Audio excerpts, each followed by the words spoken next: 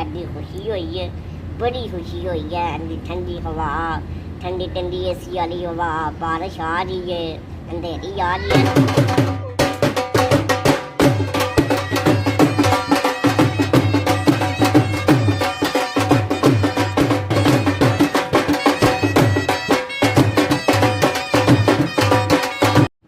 अस्सलाम वालेकुम मेरे भराओ भाइयों, मैं बीमार आया जे ते इसकी वजह की है गर्मी आई। गर्मी बहुत ज़्यादा पै रही है, लोड शेडिंग आई, बिजली बंद आई। इस वजह तो मैं गया जी ट्यूबवैल ते मुड़िया नहान, आके नहाता उतो पानी ठंडा पीता जी, राती हो गया बीमार। ठीक है, ते मौसम जेड़ा ना बिजली नाल गर्मी नाल ना बहुत कुछ होया। ठीक है, मौसम मेरे इलाके विच तको एडा सोहना है, दरख्त लहरा रहे हैं कि आसमान पे बादल भी छा रहे हैं। तो और आप सब खैरियत से हैं तो मुझे कमेंट कर दीजिए इस मेरी वीडियो में। मैं बीमार था, मुझे दुआ दें। ये टोडे ग्रां च टोडे शहर च कितनी गर्मी है, तो मौसम अच्छा है कि नहीं जनाब? साढ़े तो मौसम अच्छा है।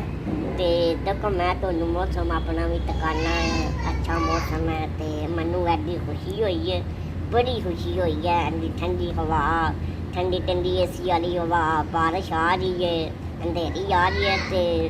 तो मौसम च कैसा है अपने मैनू लिख के कमेंट भी मैनू करके अपने गाँव का दसना आपका मौसम तोड़े उत्थे कैसा है। मैं अपने छत पर ड्राइंग कर रहा ते अपना छत घूम फिर रहा। मौसम भी तो दसन अगे खा रहे ते दस्त भी हिलते ने। ते हूँ छत ते आया फिरना टुरना पे, ठंडी हवा एसी आ गई और बारिशां भी आती हुई ने। तो शुक्र अल्लाह का मौसम हवा सोहना हो गया।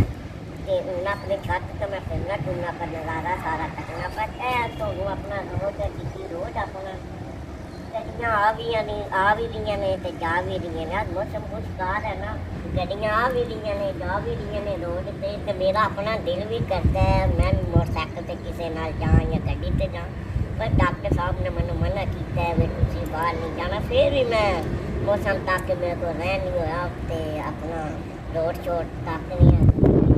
मौसम अच्छा तक हवा भी, आसमान भी बादल बने। जिन्होंने मेरी वीडियो अच्छी लगती है मेरे ते लाइक फॉलो कर दो, मेहरबानी।